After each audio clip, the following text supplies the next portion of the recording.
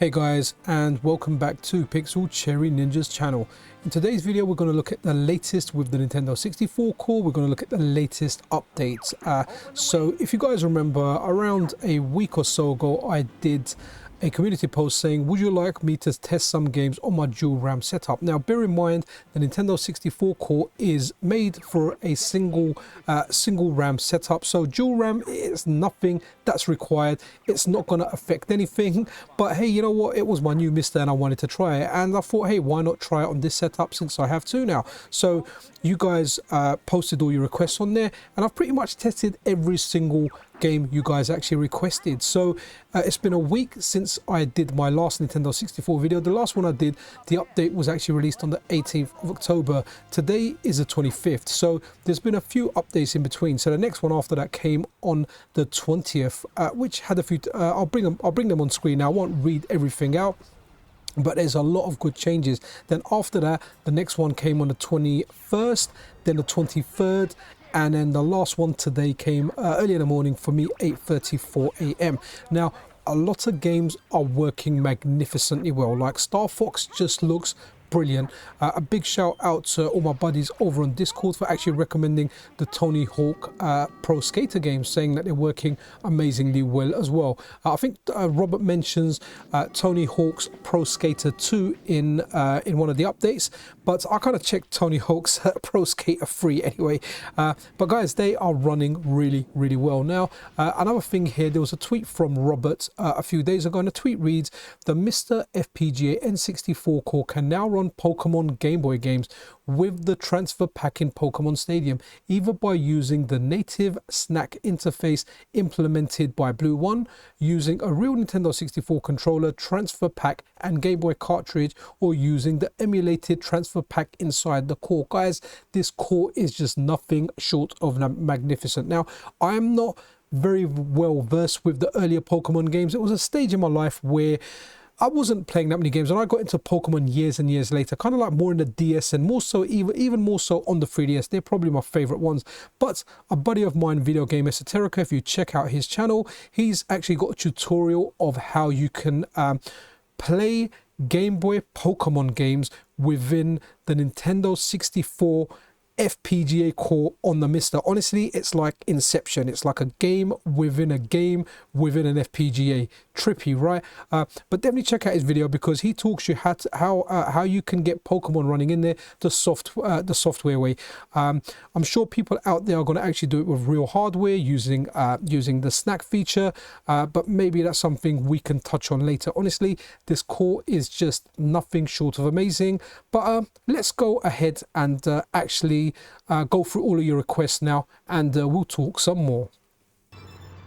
And jumping right into the request, one of the first ones that we got was Diddy Kong Racing, and guys, this game just plays fantastically well. Now for the most part I'm going to leave stuff on default. If I change any settings, you're going to see that come up on screen, and this is such a fun game, and honestly, like, it just works amazingly well on the core. And what I'm going to do over here is I'm just going to turn the texture filtering off, and then I'm going to follow that by turning absolutely everything off, and we'll race around the stage a little bit just to see what this core began like. So imagine this is what it first came like. This is how we first played our games. Now personally, I don't mind this look so much. I do like texture filtering on as a general rule, but I do like the way Robert has implemented it into the core, where however the game was originally, like something like Rogue Squadron, I think texture filtering was off because of what Factor 5 did, or how they kind of implemented that game, because that game does look very sharp with its default options. But as you can see, Diddy Kong Racing is running fantastically well. Honestly, it's a great game to play on the car. As far as I know, you can actually play this all the way through without any issues, but it's amazing to see the amount of options we've got. Just the fact with the transfer packs, like if you watch Video Game Esoterica's video as well, he'll show you that you kind of load up Game Boy games that can then load up via Pokémon Stadium when you boot up Pokémon Stadium and do some stuff. Definitely check out his video, because he does a really good job of explaining all of that. But as you can see, Diddy Kong Racing, banging. Kirby the Crystal Shards, the N64 game. But before we have a look at some of the gameplay, let's have a look at some of the options. As you can see, you can load your Nintendo 64 games, but then you can load GB transfer games like the GBC, the Game Boy games, and then we've got a whole bunch of choices for controllers. I mean, snack support, transfer pack, just an N64 pad. That's what I'm generally using anyway, but we can swap the analog and the D-pad. We can use dual controllers. So if you wanted to configure something like GoldenEye to a dual analog stick, GoldenEye doesn't work yet, mind you, but you can do that. But there's a whole bunch of visual options. I mean, guys, honestly, this core is top tier. We know it's not fully complete. It doesn't play everything, but man, the amount of choices we're getting, and Robert is just, the guy is just amazing. The developer for this, the speed that he works at, the options that are in there, it's just nothing short of amazing. I mean, if you want to play it widescreen, all out of proportion, you can, but there are some games that support widescreen, some really good ROM hacks as well. Everything's running well. As you can see, Kirby does his thing. He swallows the stuff, he spits it back out, he dashes stuff. Yep, only he can eat fire and then kind of jump about. But this is running really well. But I think this was running well before anyway. But it's nice to have a look at it again, because I know sometimes, like, so say with the Sega Saturn, sometimes when we get an update, sometimes it fixes games, but occasionally some games do break as well. That doesn't really that doesn't really seem to be the case for the Nintendo 64. It seems that things fix or things get better. They don't actually get worse. I mean, there might be a rare example where a game breaks a little bit, but it's something that Robert looks at and kind of resolves quickly. But honestly, if you wanted to play Kirby, it just looks great. Honestly, I don't know why I did this, because hey, I know Perfect Dark doesn't work unless I use the patch version that skips the TLP parts. But hey, I wanted to run the vanilla one because, in all honesty, I didn't have the patch version on my dual RAM setup. And the other games that you asked for that didn't work was Castlevania, I can't remember one, something of Darkness, Legacy of Darkness, I think, and then the other Castlevania game, then GoldenEye and Banjo-Tooie. Honestly, none of them worked, but you know what, I thought to myself, let me give it a shot anyway for the sake of the video. But those games don't work yet. When they do start working, especially the Castlevania games, I'm a big Castlevania fan. I don't mind how bad they are. I will still like to try them out. But yeah, I will do when the time comes.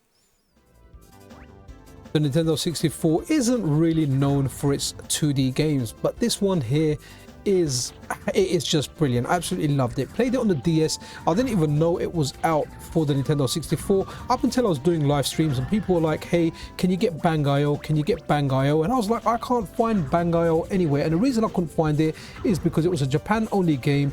And if you are looking for it, look for a game called Bakuretsu Muteki Bang.io. So Bang.io is in the title, but it doesn't begin with that. And honestly, guys, like, as far as 2D games goes, this is just amazing. Your character feels, it feels well when you control the character. You know, when you're moving them around, it just works. It feels good. Now, we've come a long way with this game. We had graphical glitches. It would crash. It would hang. It didn't hang on me. I ended up doing this stage. The only issues that I can see, if you can see that kind of flickering there, so there's some kind of like weird artifacts, graphical kind of issues there. I'm sure this will get resolved in future updates, but you can still play it. You know, you can when you're playing it, you don't notice the glitches as much, I guess, because you're playing it. When I'm doing the voiceover, I can see them a little bit more. And honestly, if you haven't tried this game, this is a must. Definitely try this. I have a bias towards 2D games, and honestly, for a good reason. This game is fantastic.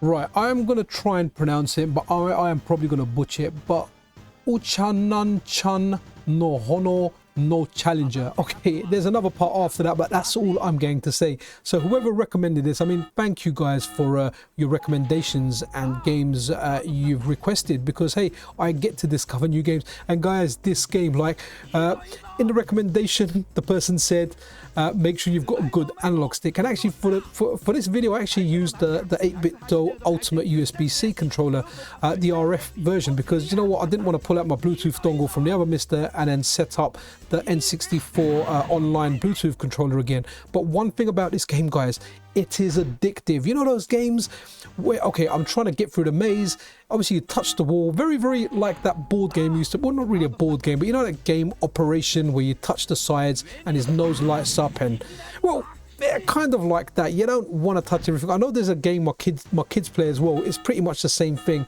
but not a computer game, an actual game that you play and take turns on. It's amazing because as soon as you hit the side, you just want to play again. You just, you know, and it's good, it's quick. You just press that OK button and you're back in the game. So yeah, amazing. Thank you whoever requested this, because yeah, I can see myself taking turns and spending a long time playing this. It's simple, but honestly, it's just so much fun. Like, try it out. It's a lot more fun playing than maybe looking at it.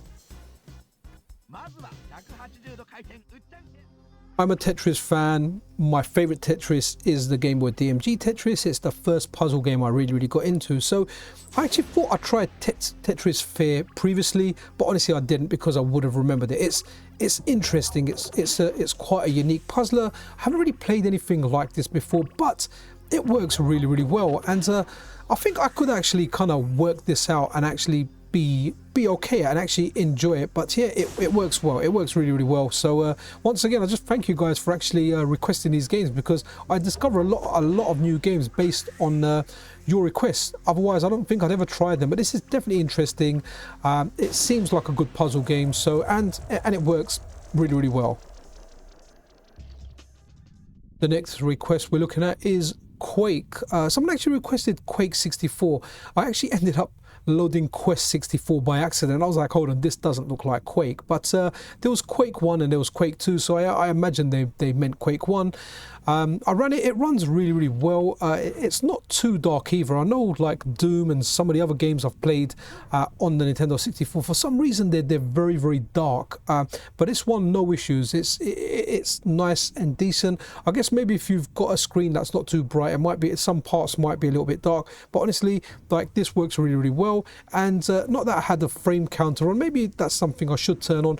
But the frame rate kind of looks okay on this game. Like, I wasn't, you know, like some of the games on Nintendo 64, the frame rate's quite low, and you can see it, especially when you're used to PC gaming and seeing like a lot of stuff running fluidly at 60 FPS. But yeah, this runs well, man. If you wanted to play Quake on the N64, honestly, you can.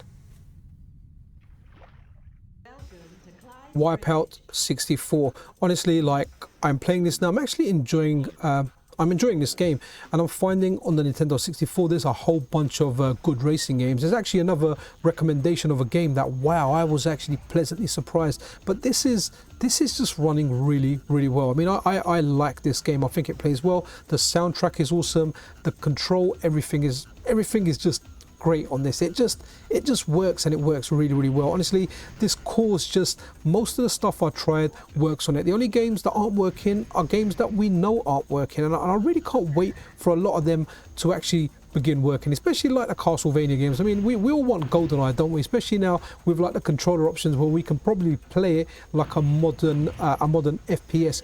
But there's stuff like the Castlevania games that I want to see coming, but stuff like Wipeout now, it just works, and it just works really well. So whoever wanted to see this, and this was your request, as you can see, it's just running well.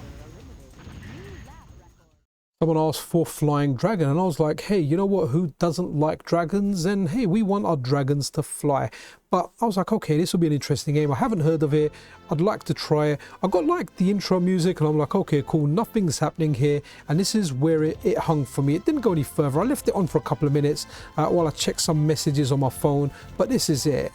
This is where we got to.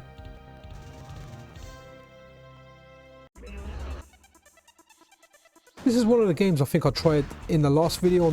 It was one of like the Alex 64 ones, one of the arcade ones, Star Soldier Vanishing Earth. Now, someone mentioned before in the previous video that controlling it on analog was actually okay. I mean, I've got the analog stick configured okay. It wasn't overly sensitive or anything, but I don't know, the control just feels off to me. It doesn't feel good. I mean, we're spoiled for choice for good shmups, whether they're horizontal or vertical, but there's a lot out there, and one of the most important things about this is control.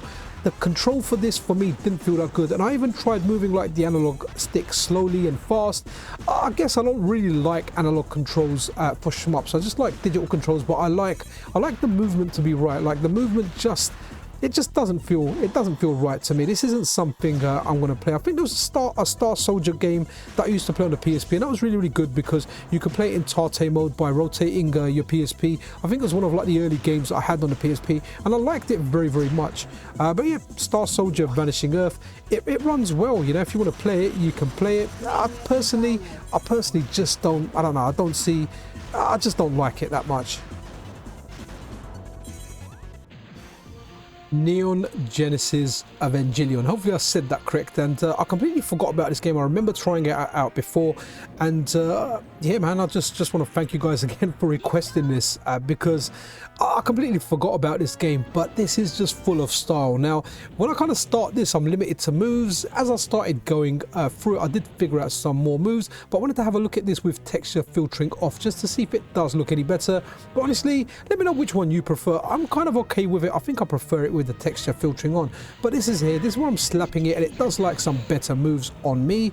But I ended up doing some moves. So the button that you've got for attack, if you move different directions with it, I ended up doing one where like I grab him and I chuck him, I push him further down. Looks very anime, looks very good, but at least now he's picking me up, owning me, crushing my arms.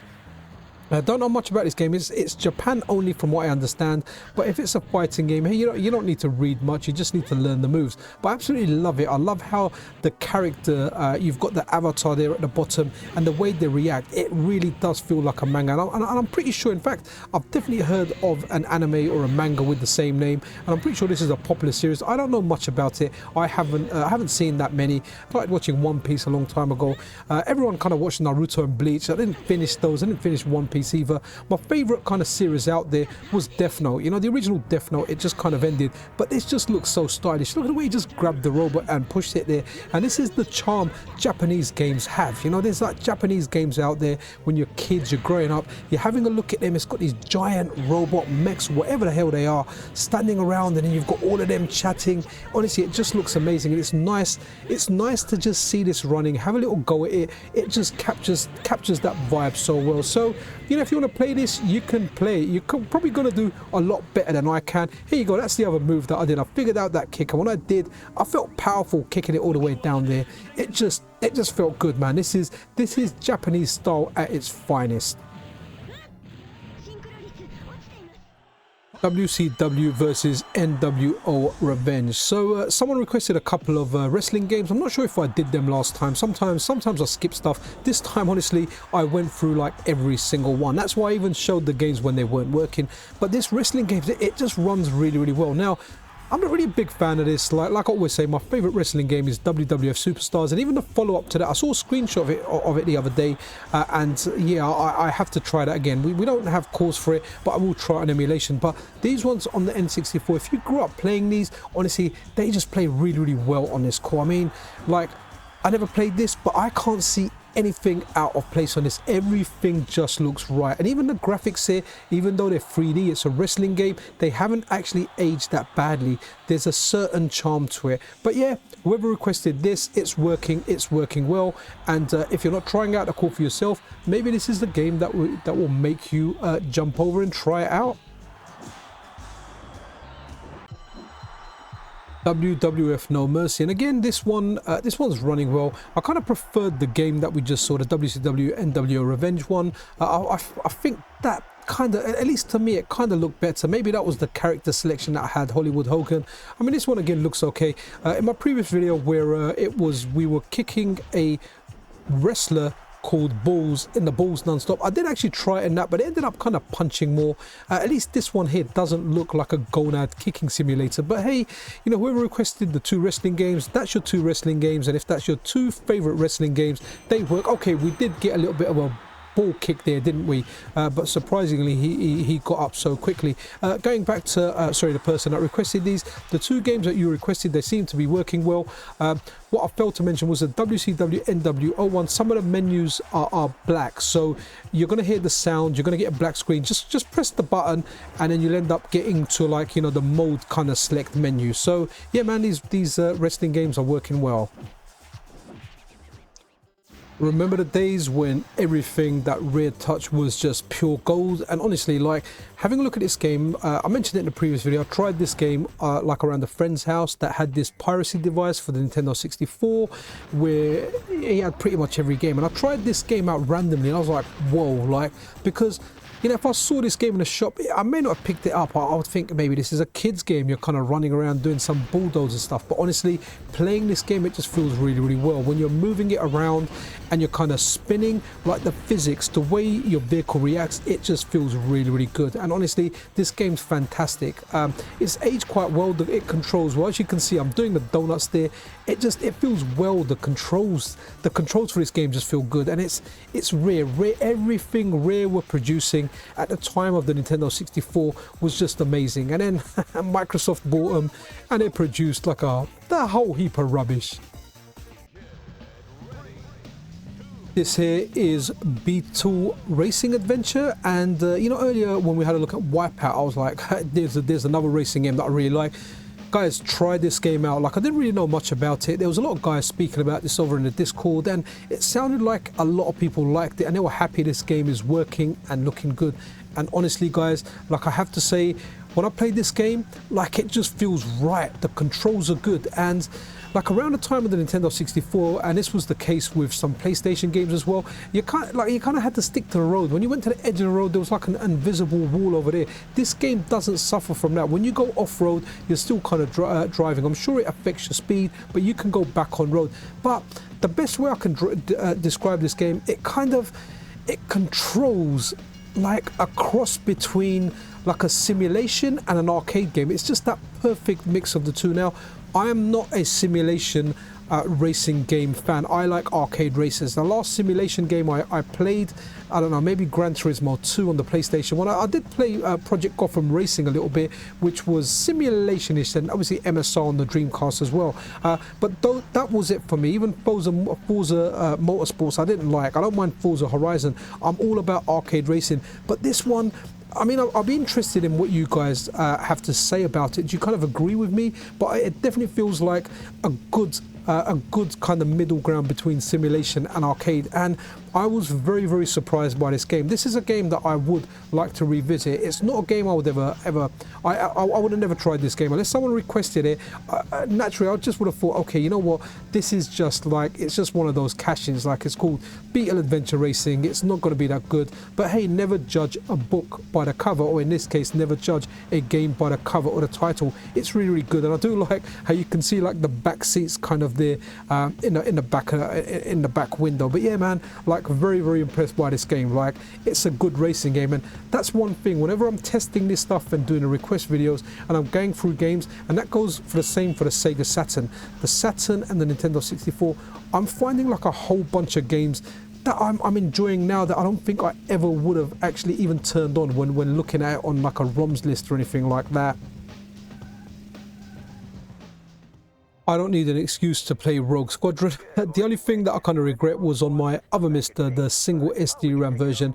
I did actually play this a bit, and I have my save file where I'm a few missions, and I think I've done like the first 3 missions. But this one I had to start it again, watch all the stuff because some of the stuff you can't skip. And honestly, like, this game, it's just, I absolutely love it. Like, can never get bored of the Rogue Squadron games. But one thing over here, like, so in the options menu, kind of, rather than having things on off, like the way Robert has set it up, it has the options, or the visual options, set in a way so it's default to how the game looks. And as you can see here, I would imagine that texture filtering is off, or whatever Factor 5 done. It just looks really, really good and crisp. Hopefully it comes across on YouTube. But I found out of a lot of the games I tried, Rogue Squadron just looked really well. It just looked like something special, and it is something special. It's one of the best Star Wars games out there. In fact, let me know in the comments, like, what is your favorite Star Wars game? Because when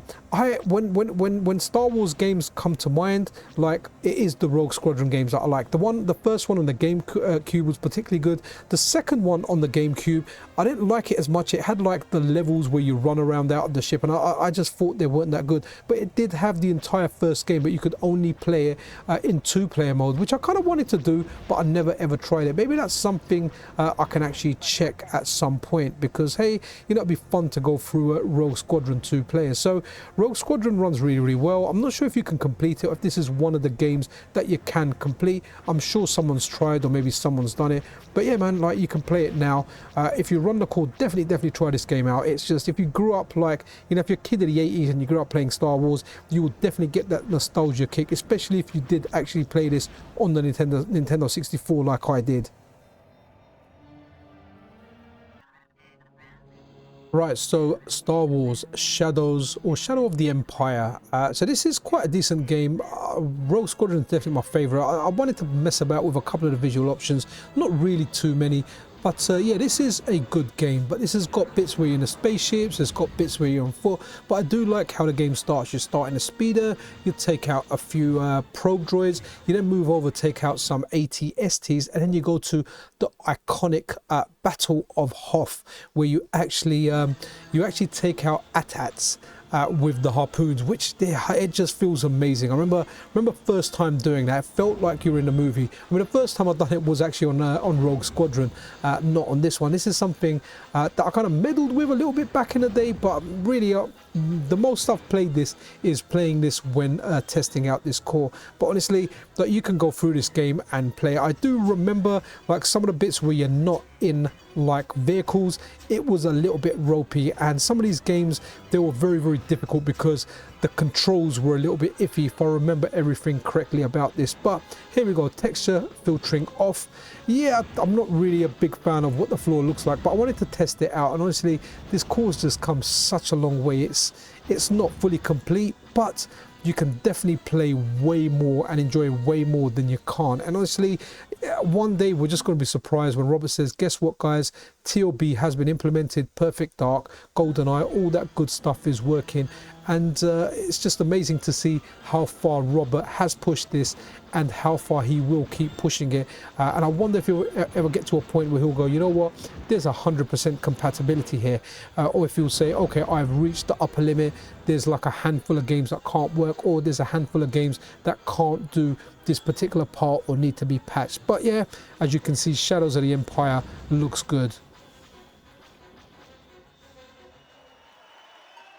I always say I never grew up playing Pokemon. I was too cool, I was going out, I was clubbing, so hey, I kind of neglected Pokemon and I left video games around for a while. I only played them years and years later, but hey man, I never played Pokemon Puzzle League, and this is actually a decent game, and I can play this even though I'm colorblind, because hey, the shapes are very distinct in between, and to be honest, the colors are quite far apart as well. So for anyone out there that's like me and is colorblind, you can actually play this. It's a good puzzle game, and it works and it plays really well. I definitely enjoyed my play of it. I like puzzle games, and I guess if you grew up playing Pokemon and you know the Pokemon, like my friend Jake, big shout out to my buddy Jake, who pretty much knows like every single Pokemon, their ability, what they can do, at least for the ones that are on the original Game Boy and the Game Boy Advance. You know, maybe when you got older, there's a lot of new Pokemons out there, you might not know the names, but that's what makes it fun. Like, I like Pocket Fighter. I mean, there's a colorblind hack of that out, which I like playing, but because I'm a big Street Fighter fan, it's nice to play that. So I can imagine if you grew up playing Pokemon,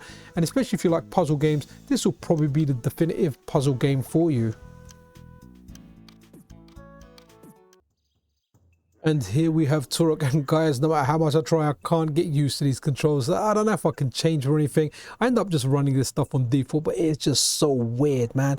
So kind of glad that we got like a standard kind of controls that we ended up using for most games, and that formula was kind of followed. But that didn't really happen until like the PlayStation 2, more so really PlayStation 3, Xbox 360 generation, where controls became standard. It was very rare you got controls that varied off that scheme, but on the Nintendo 64, it did kind of have a scheme. It's just difficult to go back to. But Turok runs really, really well. I don't think the sequels run. I think only the first one runs at the moment. But if you want to play it, you can play it. You can have a lot of fun with Turok.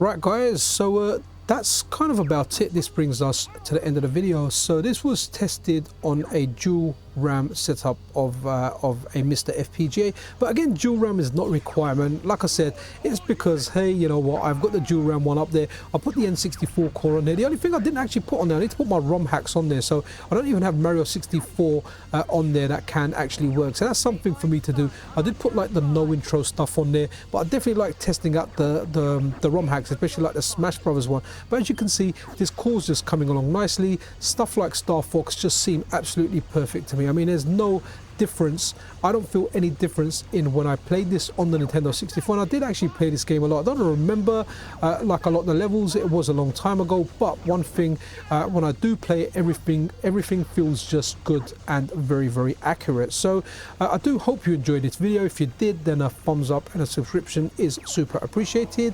Take care of yourself, take care of each other. This is Pixel Cherry Ninja out.